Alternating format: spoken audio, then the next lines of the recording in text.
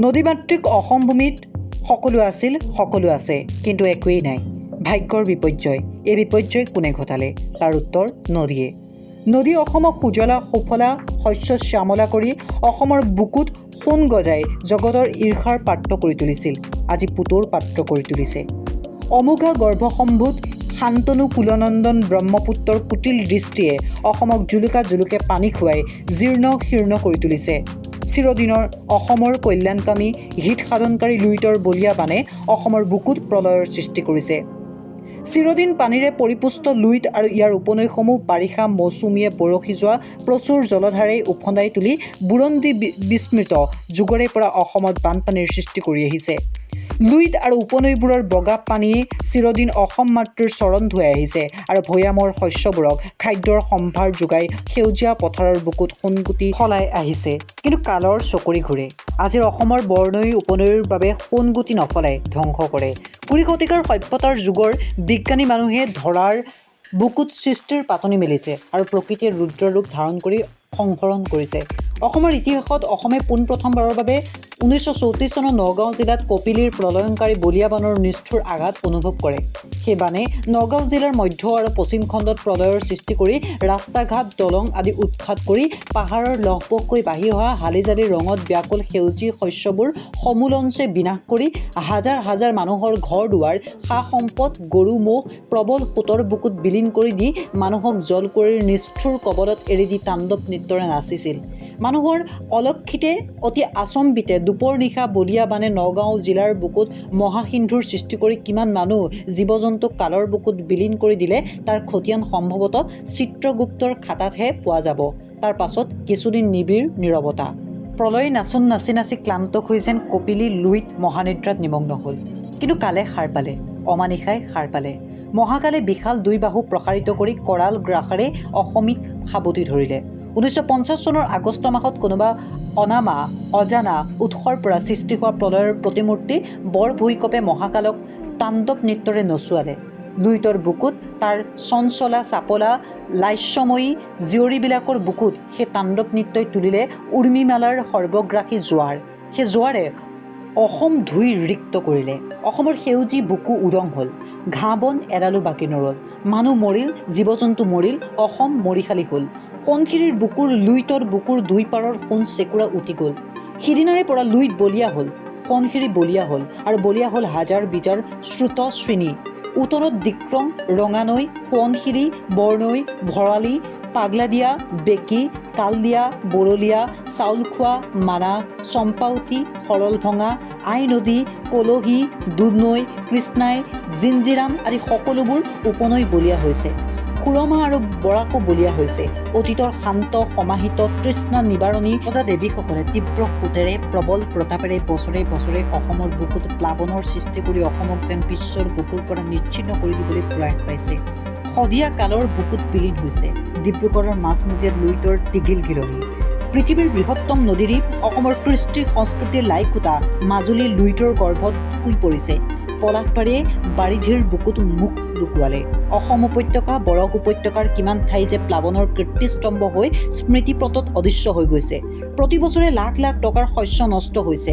হাজাৰ হাজাৰ গৰু ম'হ উটি গৈছে। মানুহৰো প্ৰাণহানি হৈছে। অতি সম্প্ৰতি বানে বিধ্বংসী ৰূপ ধাৰণ কৰিছে। 2016 চনৰ আগষ্ট মাহত ব্ৰহ্মপুত্ৰ আৰু ইয়াৰ উপনৈবোৰৰ বানে ৰাজ্যখনত এক ভয়াৱহ পৰিস্থিতিৰ সৃষ্টি কৰে।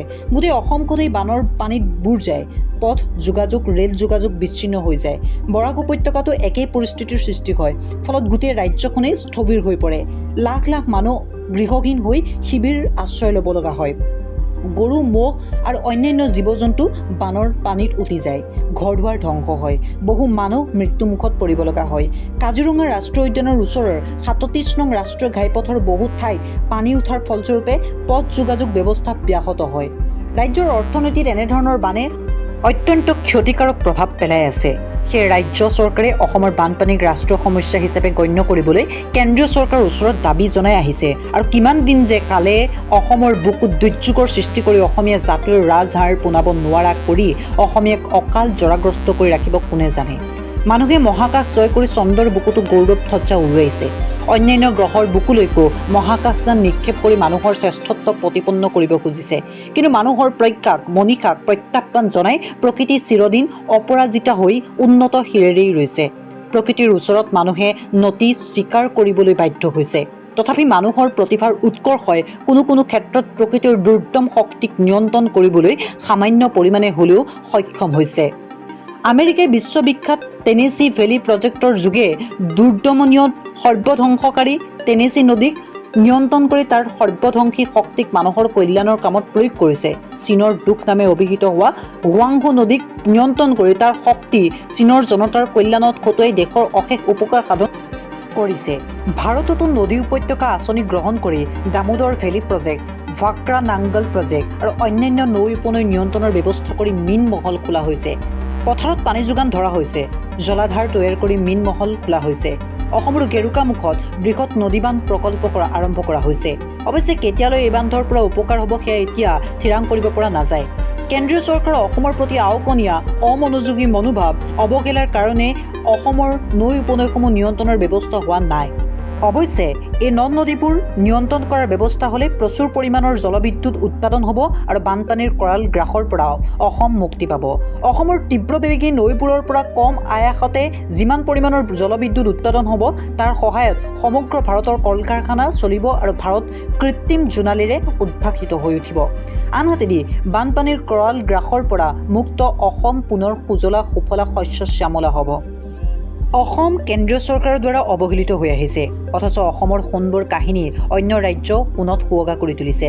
1962 চনত চীনা আক্ৰমণৰ বিপৰ্যয়ৰ বুকুত অসমক জলাঞ্জলি দি তাহানিৰ প্ৰধানমন্ত্ৰী নেহেৰুৱে অসম বিদায় অসম বুলি ঘৰিয়ালৰ চকুপানী টুকিছিল। আজিৰ নেতাসকলেও বাৰিষাল লুইত আৰু ইয়াৰ উপনৈবিলাকৰ প্ৰলয়ংকাৰী তাণ্ডৱলীলা চাবলৈ বিমানত চৰি আহি বিসংগম দৃষ্টি প্ৰসাৰী সহানুভূতিৰ আয়দেহী একেষাৰে শুনোৱাই অসমীয়াৰ ক্ষুধাৰ তৃষ্ণাৰ জ্বালা উপশম ঘটাই থৈ যায়। বছৰি একোবাৰকৈ অসম অকাল কুষ্মাদ্ৰণ কানিব নাজানে, সেয়েহে কল নাপায়। সেইবাবে আনৰ চেপা খুন্দা খাই বানপানীত উটি বুৰি মৰি সাজি যিকেইটা অসমীয়া কল খোৱা ধাতুলৈ বাচি আছোঁ সেইকেইটাই এক হৈ ঐক্য শক্তিৰে বৰ লুইতক সৰু লুইতক ভেটিবলৈ কঁকালত টঙালি বান্ধি ওলাওঁ হওক। অসমৰ সোণ চেকুৰা কাকো বুটলিবলৈ এৰি নিদি তাৰ আৰ্জনেৰে লুইতক ভেটিবলৈ বৰ বৰ যন্ত্ৰপাতি কিনি আনো। বৃহৎ বৃহৎ জলাশয় নিৰ্মাণ কৰি অতিৰিক্ত পানীখিনি জমা কৰি থৈ পথাৰলৈ নি সোণৰ মাটিক সোণ গজাওঁ। নৈয়ে নৈয়ে ভেটা দি বিজুলীক ধৰি আনি বৰ বৰ কাৰখানা পাতি চলাওঁ। শিল্পৰ বৰঘৰ সাজো, অসমক সোণেৰে সজাওঁ, প্লাৱনক প্ৰকৃতিৰ বুকুত বিলুপ্তি ঘটাওঁ। এয়াই আছিল অসমৰ বানপানীৰ সম্পৰ্কত কিছু আলোচনা। বৰ্তমান সময়ত অসমৰ কেউ দিশে যি বানপানীৰ ভয়াৱহতা, সেই ভয়াৱহতাৰ পৰা অতি শীঘ্ৰে অসমবাসীয়ে উদ্ধাৰ হ'ব সেয়া আশা কৰি আজিৰ এই ভিডিঅ'টো যদি ভাল পালে তেনেহ'লে লাইক, কমেণ্ট আৰু শ্বেয়াৰ কৰিব, লগতে ছাবস্ক্ৰাইব কৰি থ'ব। ধন্যবাদ।